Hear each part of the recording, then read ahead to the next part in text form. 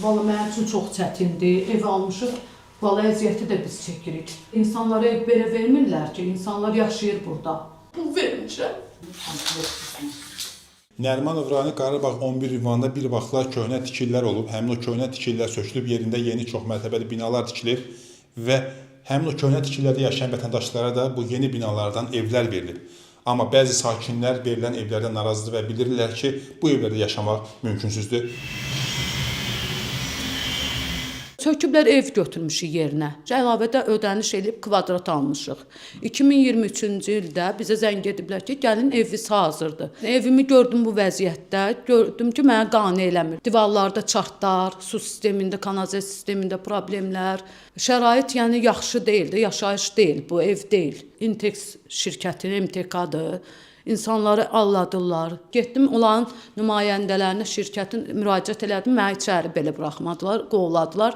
Gedin hara istəyirsiniz, şikayət edin, biz heç kəsə baxmırıq, kömək etmirik, özünüz bilərsiniz. Mən pul da vermişəm, zərər də çəkmişəm, həm fiziki, həm mənəvi. O cümlə evimizi, o cümlə remontda evimi götürdülər mənim.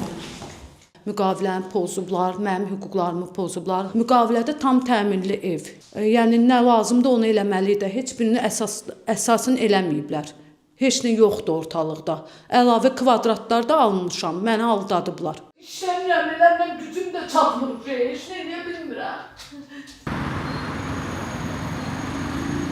Biz Bakı evdən gəlmişik. Vətəndaş bizə müraciət eləmişdi ki, bir vaxtlar evim var idi, o sökdülər yerdə bina tikdilər, mənə ev verdilər. Mənzillər qəzalıdır, yaxşı deyil, vətəndaşın iddiası var.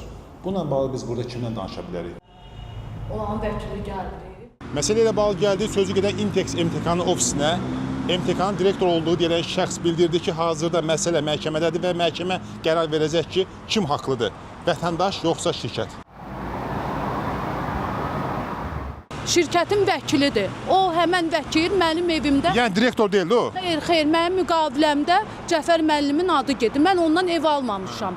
Qanunla, sənədlə Cəfər müəllimin adı gedir. Yəni iddia edirsiniz ki, həmin şəxs yalan danışır, hə? Bəli, yalan danışır. Çünki onların vəkilidir. Həmən o vəkil də mətləb deyilən şəxs mənim evimdə gəlib, məni tənqid edib.